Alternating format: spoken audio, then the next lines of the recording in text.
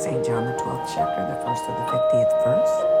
And here begins the reading of the Word of God.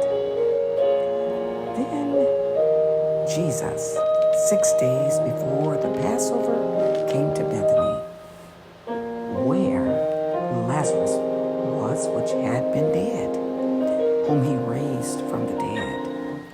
There they made him a supper, and Martha served. But Lazarus was one of them that sat at the table with him.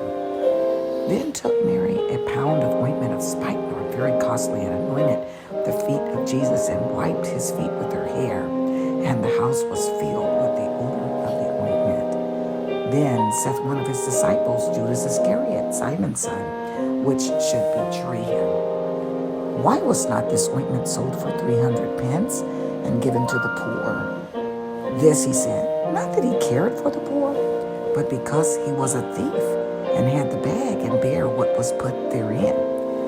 Then said Jesus, let her alone. Against the day of my burying hath she kept this. For the poor always ye have with you, but me ye have not always.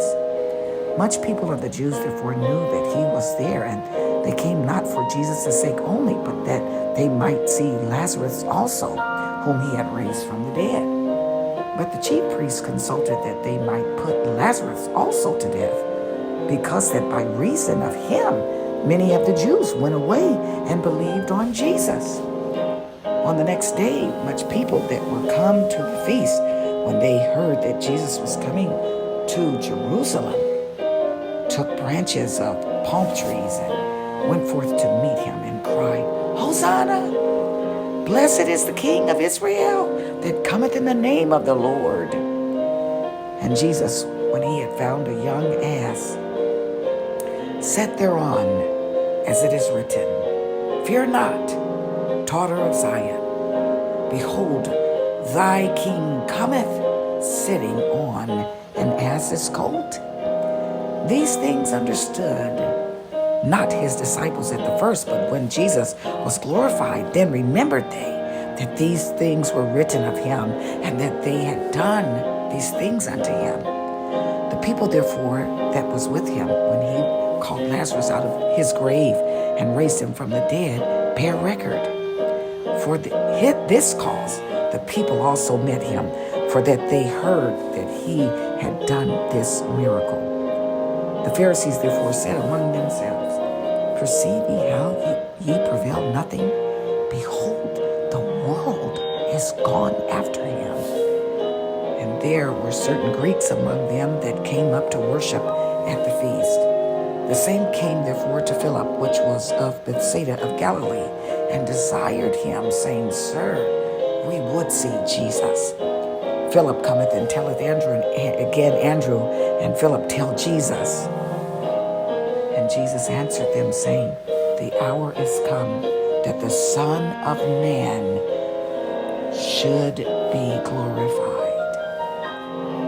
Verily, verily, I say unto you, except a corn of wheat fall into the ground and die, it abideth alone, but if it die, it bringeth forth much fruit. He that loveth his life shall lose it, and he that hateth his life in this world shall keep it unto life eternal. If any man serve me, let him follow me, and where I am, there shall also my servant be. If any man serve me, him will my Father honor. Now is my soul troubled, and what shall I say? Father, save me from this hour, but for this cause came I unto this hour. Father, glorify thy name.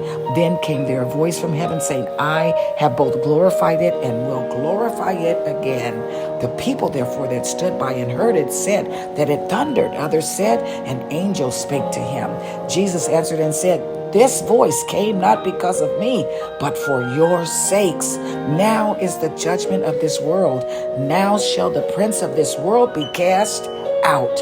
And if I be lifted up from the earth, will draw all men unto me. This he said, signifying what death he should die.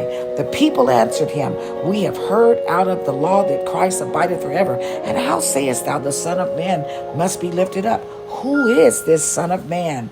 Then Jesus said unto them, Yet a little while is the light with you. Walk while ye have the light, lest darkness come upon you. For he that walketh in darkness knoweth not whither he goeth. While ye have light, believe in the light, that ye may be the children of light. These things spake Jesus, and departed, and did hide himself from them. But though he had done so many miracles before them, yet they believed not on him, that the saying of Esaias the prophet might be fulfilled, which he spake, Lord, who hath believed our report, and to whom hath the arm of the Lord been revealed?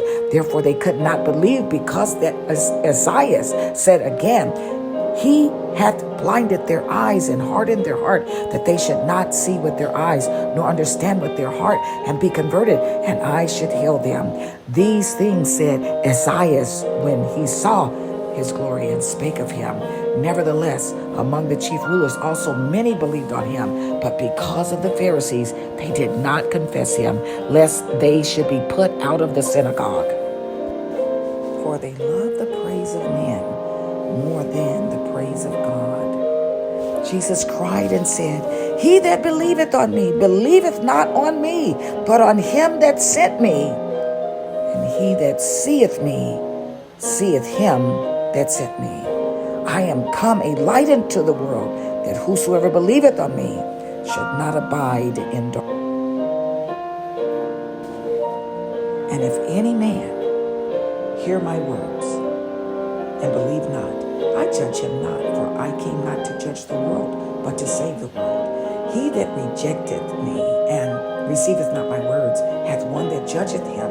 The word that I have spoken, the same shall judge him in the last day. For I have not spoken of myself, but the Father which sent me, he gave me a commandment, what I should say and what I should speak. And I know that his commandment is life everlasting. Whatsoever I speak, therefore, even as the Father said unto me, so I speak. I've read to you St. John, the 12th chapter, verses 1 to 15. May the Lord add a blessing to the reading and hearing of his word.